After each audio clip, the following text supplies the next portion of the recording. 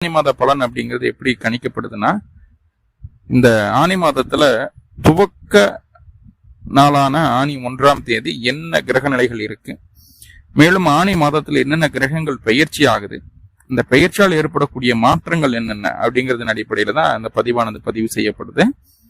So அப்படி பார்க்கும்போது விருச்சிக ராசிக்கு இந்த மாத துவக்கத்துல என்ன கிரக நிலைகள் இருக்கு அப்படின்னு சொல்லி பார்த்துட்டோம்னா, ராசிக்கு 4ஆம் இடத்துல சனி பகவான், ராசிக்கு 5ஆம் இடத்துல ராகு, ராசிக்கு 6ஆம் இடத்துல செவ்வாய் ஆட்சி பலத்துல இருக்காரு. உங்களுடைய ராசி அதிபதி அப்படின்னு சொல்லக்கூடிய செவ்வாய் ஆட்சி பலத்துல இருக்காரு. இந்த மாசம் முழுக்கவே ஆட்சியா தான் இருப்பார், பலமா தான் இருக்கிறார், கவலை இல்லை.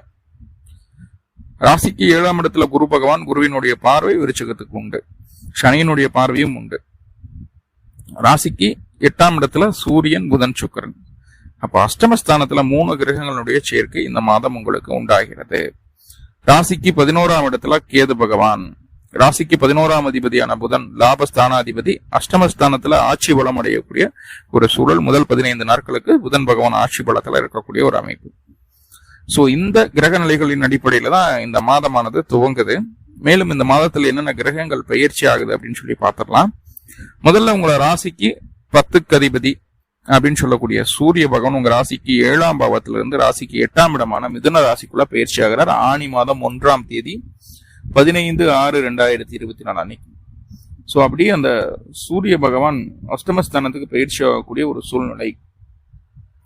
அப்போ 10ஆம் அதிபதி தொழில் ஸ்தானாதிபதி 8ஆம் இடத்துக்கு போறது நன்மையா சார் அப்படின்னா அது கொஞ்சம் குழப்பங்கள் இருக்குது. ஆனா அந்த வீட்டு அதிபதியான புதன் பலமா இருக்கிறார் அப்படிங்கும்போது சில விஷயங்கள் பாசிட்டிவும் இருக்கு. என்னங்கிறத படிப்படியா பார்க்கலாம். அடுத்ததா ஆனி மாதம் 15ஆம் தேதி 29/6/2024 அன்னைக்கு புதன் கடக ராசிக்குள்ள வர்றார். அஷ்டமஸ்தானத்திற்கு அதிபதியான புதன் பகவான் அஷ்டமஸ்தானத்திலிருந்து பாக்கியஸ்தானத்துக்கு பயிற்சி ஆகுது. அதுவே 11ஆம் அதிபதி பாக்கியத்துக்கு வர்றாரு. சோ இது 2 விஷயமுமே நடக்குது. முதல் 15 நாட்கள் அஷ்டமஸ்தானம் பலமாகுது, அதற்கு பின்பு பாக்கியஸ்தானம் பலம் பெறக்கூடிய ஒரு சூழல். இப்ப புதன் பயிற்சியால் என்னென்ன நடக்க போகுது அப்படிங்கிறதையும் பார்க்க போறோம்.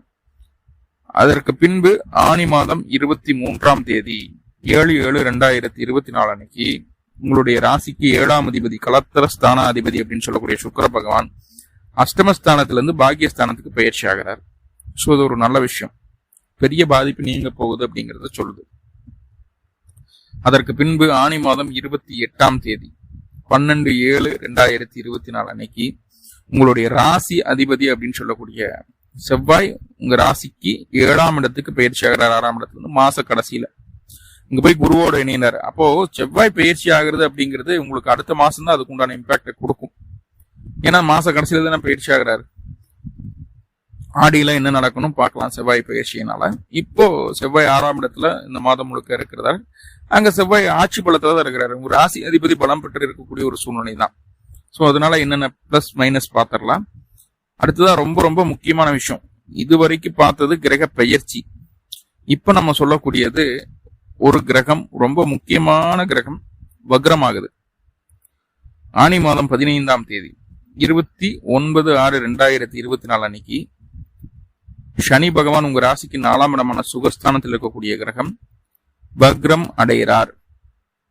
வக்ரம் அடைஞ்சா கிட்டத்தட்ட ஒரு 140 நாள் வக்ரகதியில் இருக்கக்கூடிய ஒரு அமைப்பு. சனி வக்ரமானா என்னென்ன நடக்கும், விருச்சகத்திற்கு 4ஆம் இடத்துல இருந்த சனி வக்ரமானா என்னென்ன நடக்கும் அப்படிங்கறத தனியா ஒரு பதிவா கொடுக்கலான் இருக்கோம். சனி வக்ரம், சனியினுடைய வக்ர பலன் அப்படின்னு சொல்லி தனியா கொடுக்கும். அது நிறைய புரிதல் இருக்குது, நிறைய சேனல்ல ஒவ்வொரு மாதிரி சொல்லிட்டு வந்துட்டு இருக்காங்க. ஆனா நம்ம கொஞ்சம் டெப்தா பாத்திரலாம். சோ தனி பதிவா பதிவு பண்ற, அதை டீட்டெயில்டா கேட்டுக்குங்க. ஓகே, இந்த சனி பகவான் வக்ரமால என்னென்ன விஷயங்கள் நடக்க போகுது அப்படிங்கறத பார்க்க போறோம். கூடவே ஒவ்வொரு கிரகமா நம்ம பார்த்துட்டு வர போறோம்.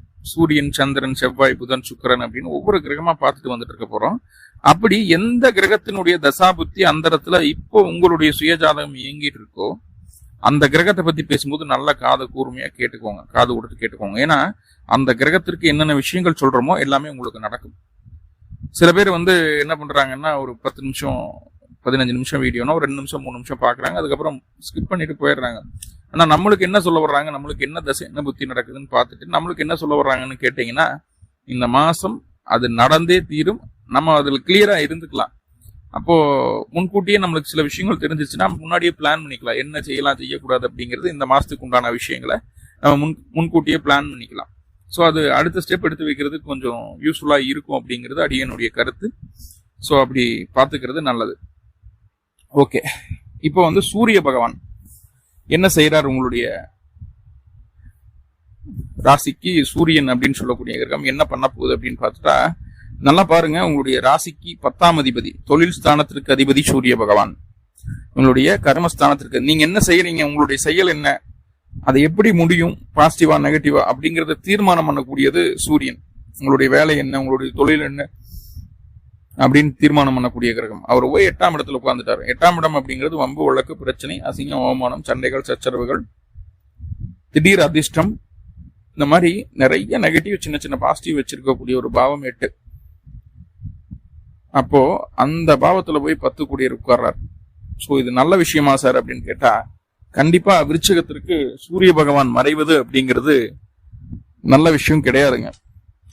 ஆனா 10ஆம் இடத்துல சூரியன் இருக்கிறதுக்கும் 8ஆம் இடத்துல இருக்கிறதுக்கும் நிறைய வித்தியாசங்கள் இருக்குது. 10ல சூரியன் இருந்தா நீங்க நினைச்ச காரியமெல்லாம் நடக்கும், என்ன திட்டம் போட்டாலும் அது செயல்படுத்திடுவீங்க, தொழில உங்களை அடிச்சுக்கிறது காலையில மிகப்பெரிய முன்னேற்றம் உண்டாகும் அப்படின்லாம் சொல்லிடலாம். ஆனா 8ஆம் இடத்துக்கு போயிட்டாரு அப்படிங்கும் போதே எந்த ஒரு காரியத்தையுமே 4 தடவை 5 தடவை செஞ்சதுக்கு அப்புறம் தான் அதுல ஒரு தெளிவு, அதுல ஒரு வெற்றி கிடைக்கும் உங்களுக்கு. அப்போ சிம்பிளா முடிய வேண்டிய காரியம் கூட லேட் ஆகும் இந்த மாசம் அப்படிங்கறத புரிஞ்சுக்கோங்க. ஏன் லேட் ஆகும்? சின்ன சின்னதா கவனிக்க வேண்டிய விஷயங்களை மறந்துடுவோம். ஒவ்வொன்றா அப்டேட் பண்ணிட்டே இருப்போம். அப்டேட் பண்ணி அதுக்கப்புறம் தான் ஒரு கிளியர் பிக்சரே கிடைக்கும். அப்போ ஒரு காரியத்தை செய்யறதுக்கு அதிகப்படியான அலைச்சலும், டென்ஷன், பிரஷர், மறைமுக எதிர்ப்புகள் எல்லாமே உண்டாகும்.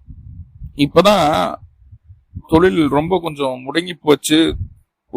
ஒரு ஆள் கூட கடைக்கு வரமாட்டுறாங்க, வியாபாரம் பண்ண முடிய மாட்டேது, வாடிக்கையாளர் எண்ணிக்கை குறைஞ்சு போகுது.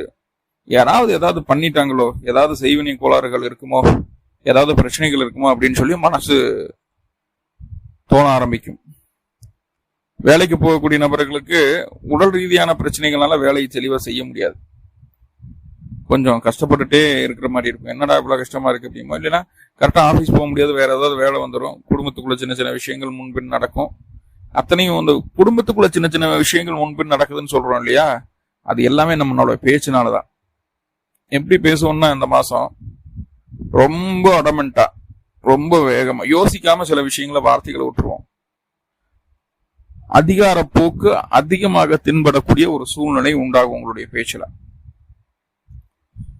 சோ அந்த இடத்துக்கு கொஞ்சம் கவனமா இருக்கணும். ஆனா பாருங்க, சூரியன் 8ஆம் இடத்துல இருக்காரு, அதனால தொழில் பிரச்சனைகள் இத்தனையும் சந்திக்க வேண்டியது இருக்கும். ஆனா அத்தனையும் சமாளிக்க முடியுமா உங்களால?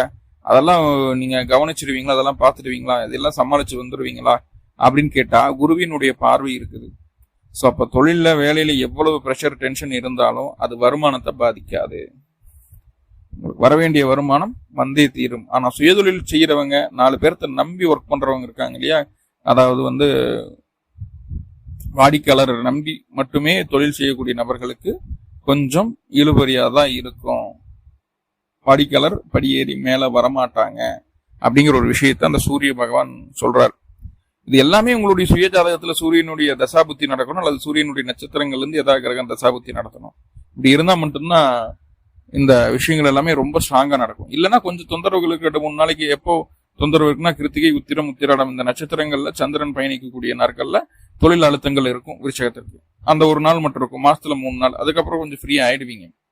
ஆனா தசாபுத்தியாகவே உங்களுக்கு நடந்துட்டு இருந்ததுன்னா கண்டிப்பா அது பெரிய பாதிப்பை கொடுக்க போகுது. தொழில்ல பலவிதமான அழுத்தங்களை சந்திச்சே ஆக வேண்டிய ஒரு சூழ்நிலை உருவாகிடும் சூரியனுடைய தசாபுத்தி அந்தரமா இருந்தா. சோ கொஞ்சம் கவனமா இருங்க தொழில் சார்ந்த விஷயங்கள்ல. ஏன்னா நம்ம தப்பே செஞ்சிருக்க மாட்டோம் சார். அதுதான் இங்க அஷ்டமஸ்தானம் சொல்லக்கூடிய விஷயம் என்னன்னா, தப்பே செஞ்சிருக்க மாட்டோம். ஆனா இவர் பண்ணிருப்பார் அப்படிங்கிற ஒரு குருட்டு நம்பிக்கையில நம்ம மேல வஞ்சன்ஸ் எல்லாம் காட்டுவாங்க கூட இருக்கிறவங்க. சோ அதுவே மறைமுக எதிர்ப்பா மாறிடும். இப்ப நம்ம என்ன சொன்னாலும் அவங்க புரிஞ்சுக்கக்கூடிய தன்மையிலும் இருக்க மாட்டாங்க. அதுதான் பிரச்சனைங்க. இது குடும்பத்துக்குள்ளேயே நடக்கிறதுக்கும் வாய்ப்பு இருக்குது. தேவையில்லாம நம்ம அது இதுன்னு வாய் விட்டுறதுனாலதான் குடும்பத்துக்குள்ள இந்த மாதிரி உறவுகள், இந்த மாதிரி வஞ்சன்ஸை உருவாக்கிறதுக்கு உண்டான ஒரு அமைப்புகளை சொல்லுது. சோ கவனம் தேவை அப்படிங்கறத சொல்லுங்க. நாவடக்கம் கண்டிப்பா அவசியம் வேண்டும். ஓகே, அந்த சூரியன் அஷ்டமஸ்தானத்தில் இருக்கிறது அப்படிங்கிறது உங்களுக்கு கிடைக்கக்கூடிய நல்ல வாய்ப்புகளை முடக்கும் விதமாக அமைகிறது. உங்களை காட்டில உங்களுடைய வாழ்க்கை துணை ரொம்ப போல்டா ஸ்ட்ராங்கா பேசுவாங்க இந்த காலகட்டம். சோ அதெல்லாம் கொஞ்சம் சப்போர்ட்டிவான ஒரு விஷயமான்னு கேட்டா, உங்களுக்கு உங்க வாழ்க்கை துணையால சப்போர்ட் கிடைக்குமான்னு கேட்டா கண்டிப்பா இல்ல. அவர்களாலையும் மன அழுத்தம் வரும். என்ன காரணம் அப்படின்னா, உங்களை ராசிக்கு 7ஆம் அதிபதி அப்படின்னு சொல்லக்கூடிய சுக்கிர பகவான் ராசிக்கு 8ஆம் இடத்துக்கு போறாரு. இந்த மாதம் 23 நாட்கள், 3 வாரங்கள் உங்க ராசிக்கு 8ஆம் இடத்துலதான் இருக்க போறாரு. 8ஆம் இடத்துல சுக்கிரன் இருக்கிறது கணவன் மனைவிக்குள்ள தொந்தரவுகளை, பிரச்சனைகளை ஏற்படுத்தும். தேவையில்லாத பிடிவாதங்கள், தகாத வார்த்தைகளை பேசுறது, கஷ்டப்படுத்துற மாதிரியான வார்த்தைகளை பேசுறது, பயன்படுத்துறது, இந்த மாதிரியான ஒரு அமைப்புக்குள்ள போயிடும். 8ஆம் இடத்துல இருக்கக்கூடிய சுக்கிரன் கண்டிப்பா கணவன் மனைவியை சில நேரங்கள் இல்ல பல நேரங்களில் பிரிச்சு வைக்கிறார். உங்களுடைய சுய ஜாதகத்துல மிதுனத்துல ராகுவோ கேதுவோ இருந்துட்டா கண்டிப்பா இந்த பிரிவினை பெரிய லெவல்ல வந்துடும். 2 பேர்த்துக்குள்ள பெரிய அண்டர்ஸ்டாண்டிங் இல்லாம பெரிய லெவல்ல சண்டை சச்சரவுகள் உருவாகிடும் அப்படிங்கறது சொல்லுது. அப்போ கணவன் மனைவிக்குள்ளேயும் முதல் 3 வாரங்களுக்கு அந்த அளவுக்கு சிறப்பான ஒரு சூழல் இல்லை. நீங்க என்ன சொல்றீங்களோ அப்படியே ஆப்போசிட்டா அவங்க பேசுவாங்க, ஆப்போசிட்டா நடந்துக்குவாங்க. அது நம்மளுக்கு அப்படியே மன உளைச்சலை கொடுக்கும். என்ன சார் விருச்சிகத்துக்கு எடுத்ததுல இருந்து நெகட்டிவ் அப்படின்னா, ஆமாங்க, அஷ்டமஸ்தானத்துல 3 கிரகம் இருக்கு. அஷ்டமஸ்தானத்துல கிரகமே இருக்கக்கூடாது. முதல்ல அஷ்டமாதிபதி கூட இருக்கலாம், இல்ல 6, 8, 12 உடையவர்கள் அஷ்டமஸ்தானத்துல இருக்கிறான். மறைவு ஸ்தானாதிபதி இன்னொரு மறைவு ஸ்தானத்துல இருக்கிறான், தப்பில்லை. ஆனா இங்க 9ஆம் அதிபதி, 10ஆம் அதிபதி இருக்கிறாரு, கூடவே லாபாதிபதி அவர் இருக்கலாம், தப்பில்லை. 7 கூடையவரும் இருக்காங்க. சோ இந்த விஷயங்கள் எல்லாமே நடக்கும். கணவன் மனைவிக்குள்ள அனுசரிச்சுதான் போகணும். பொதுஜன மத்தியில உங்களுக்கு உண்டான பெயர், புகழ், அந்தஸ்து அப்படிங்கிறது சற்று குறைவதற்குண்டான ஒரு சூழ்நிலையை தான் சொல்லுது. அவங்க மதிக்கல, இவங்க மதிக்கலன்னு டென்ஷன் ஆகாம சிவனே நம்ம உண்டு, நம்ம வேலை உண்டுன்னு இருக்கிறது நல்லது அப்படிங்கிறத மைண்ட்ல உள்வாங்கிக்கிங்க. அடுத்ததா பார்த்துட்டா, அந்த 12ஆம் அதிபதி அப்படின்னு சொல்லக்கூடியவர் தான் சுக்கிர பகவான். அவரு போய் 8ஆம் இடத்துல இருக்காரு. தூக்கத்துல நிறைய கனவு வரும். கண்டதை நினைச்சிட்டு படுப்போம். கண்ட மாதிரியான கனவு வரும். உடனே பயந்துடுவோம். ஜாதக தூக்கு, ஜோசியரை போய் பார்க்கலாம் அப்படின்ட்டு. இந்த மாதிரி நெகட்டிவா வந்துருச்சு, என்ன சாமி ஏதாவது நடந்துருமா, அப்படியா இப்படியா ஆச்சா போச்சான்னு பயம் வந்துடும் மனசுக்குள்ள. ஸோ அந்த விஷயத்த தவிர்க்கிறது நல்லது. அப்ப அந்த கனவுகள் வருது அப்படின்னா அது கண்டிப்பா வந்துதான் ஆகும். 12ஆம் அதிபதி 8லன்னா நெகட்டிவான கனவு தான் வரும். அதனால ஏதாவது பயப்படுறதுக்கு ஏதாவது இருக்கு அப்படின்னா முதல் 3 வாரங்களுக்கு அந்த கனவு வரும். அதை தடுக்க முடியாது. ஆனா அதுல இருந்து நிவர்த்தி பண்றதுக்கு என்ன செய்யலாம் அப்படின்னு போது, அருகில் இருக்கக்கூடிய ஜோசியரை பாருங்க, தப்பில்லை. அவர் என்ன தசாபுத்தி ஓடுது, என்ன ஏதுன்னு பார்த்துட்டு சில வழிபாடுகளை சொல்லுவார். அதை செய்தாலே போதுமானது. அது மீறி எனக்கு பிரச்சனைகள் இருக்கு, போகுது வருதுன்னா இந்த பதிவோட கடைசியில ஒரு வழிபாடு சொல்றேன், அதை பயன்படுத்துங்க, சரியா வந்துடும். உங்களுக்கு தேவையற்ற செலவுகளை குறைச்சிக்கணும். நம்மளுக்கு தீங்கு விளைவிக்கக்கூடிய பொருட்களை வாங்கக்கூடாது இன் ஃபியூச்சர். அதனால நம்மளுக்கு ஒரு நல்ல விஷயம் நடக்கல, ஒரு பாசிட்டிவான விஷயம் நடக்கல அப்படின்னா அதை வாங்கக்கூடாது. அதை கொஞ்சம் கவனமா மைண்ட்ல உள்வாங்கிக்கிறது நல்லது. ஓகே, அடுத்ததா பார்த்தா புதன் பகவான். புதன் அப்படின்னு சொல்லக்கூடிய கிரகம் அஷ்டமஸ்தானத்திற்கு அதிபதியா அவர் தான். முதல் 15 நாட்களுக்கு 8ஆம் இடத்துல இருக்கார். அப்போ உடல் நல தொந்தரவுகள் ஏதாவது இருந்தது, ஆயுள் கண்டங்கள் மாதிரி எல்லாம் இருந்ததுன்னா அதெல்லாம் சரியாயிடும். அதே போல அந்த இஎஸ்ஐ பணம் வரல, பிஎஃப் பணம் வரல, கிராஜுவிட்டி வரல, எல்ஐசி பணம் வரல, இந்த மாதிரி ரொம்ப நாளா சேமிச்சு வச்ச தொகை வராம இருக்கு அப்படின்ட்டு இருந்ததுன்னா இப்போ அந்த பணம் உங்களுக்கு கைக்கு வந்து சேர்வதற்குண்டான வாய்ப்புகளை முதல் 15 நாட்களுக்கு அந்த புதன் ஏற்படுத்தி தருவார். ஏன்னா அவரே லாபாதிபதி இல்லையா, கண்டிப்பா அதை ஏற்படுத்தி தருவார். நீங்க நினைச்சதை விட ஒரு 10% பணம் கொஞ்சம் சேர்த்தியே கிடைக்கிற மாதிரியான ஒரு சூழ்நிலைகளை தான் உருவாக்குவார். சோ அந்த புதனுடைய வேலை இதுதான், அது கண்டிப்பா நடக்கும், அதுல மாற்றம் இல்லை. அதே போல இந்த காலகட்டம் முதல் 15 நாட்களுக்கு யாருகிட்டையும் போய் ஜாமீனுக்கு கையெழுத்து போட்டுறாதீங்க. நான் அதை பண்றேன், இதை பண்றேன், இப்படி பண்றேன், இப்படி பண்றேன், அப்படி இப்படின்ட்டு உங்களை பில்டப் போட்டுட்டு வருவாங்க. எனக்கு ஜாமீன் மட்டும் போடு, மற்றதை நான் பாத்துக்கிறேன், உனக்கு தேவையான கையெழுத்து போடுறதுக்காக உனக்கு மாசம் மாசம் இவ்வளவு அமௌண்ட் கொடுக்குறேன் அப்படின்லாம் போயிட்டு நம்மளை பிரெயின் வாஷ் பண்ணி ஒரு கையெழுத்து வாங்கிடுவாங்க. ஜாமீனுக்கு பணம் வாங்கிட்டு ஆள் எஸ் ஆயிடும். அந்த பணத்தை நம்ம கட்டுற மாதிரி எல்லாம் போயிடும். சுயஜாதகத்துல புதனுடைய தசாபுத்தி அந்தங்கள் இருந்ததுன்னா இந்த காலகட்டம் ரொம்ப கவனம். ஸோ அப்போ நல்லா பாருங்க, நம்பிக்கை துரோகங்கள் நடப்பதற்கு வாய்ப்புகள் இருக்கு. எதன் மூலமாக? பத்திரங்கள் மூலமாக, கையெழுத்தின் மூலமாக, சிபாரிசின் மூலமாக நடக்கிறதுக்கு வாய்ப்புகள் உண்டு. அப்போ இந்த விஷயங்களுக்குள்ள போகக்கூடாது, இந்த விஷயங்களுக்குள்ள போகக்கூடாது. சில நபர்கள் ஷேர் மார்க்கெட்ல இப்பதான் நிறைய இன்வெஸ்ட் பண்ணணும்னு தோணும். அப்படி பண்ணிடலாம், இப்படி பண்ணிடலாம், நிறைய ஆசை வரும், விட்டதெல்லாம் பிடிக்கலாம் அப்படின்ட்டு.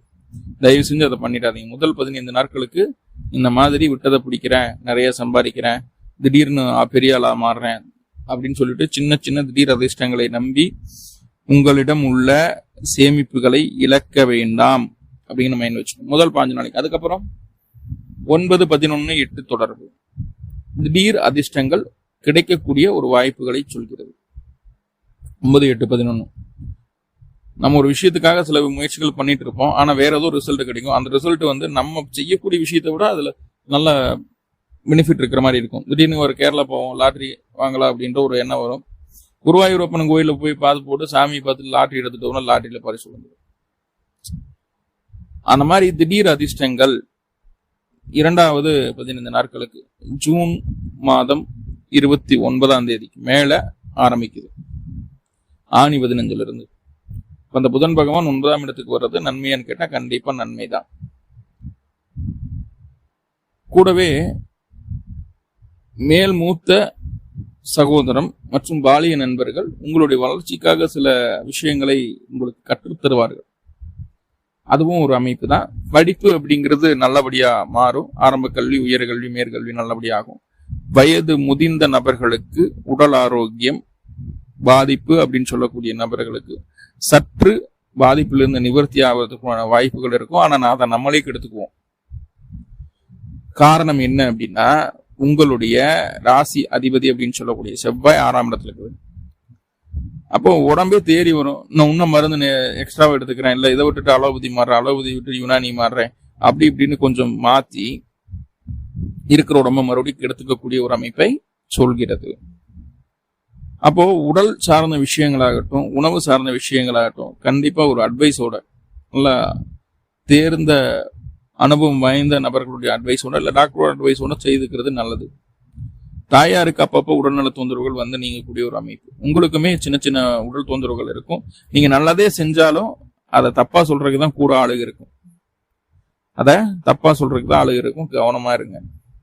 ஏன்னா இந்த காலகட்டம் வேலை இல்லைன்னு சொல்லி ட்ரை பண்ணிட்டு இருக்கீங்கன்னா வேலைக்காக நல்ல கடினமான முயற்சி செய்வீங்க. அதுக்குண்டான பலனும் உண்டு. உங்களுக்கு கண்டிப்பா அதுக்குண்டான பலனும் உண்டு. தாய்மாமனுக்கு முழு ஆதரவை தரணும் அப்படிங்கிற விருப்பம் உங்க மைண்ட்ல இருக்கும். கணவன் மனைவிக்குள்ள ஆல்ரெடி சொல்லியிருக்கேன், சுக்கிரன் 8க்கு போனா கணவன் மனைவிக்குள்ள பிரச்சனைகள் வரும். செவ்வாயும் 6ஆம் இடத்துல இருக்கிறார்.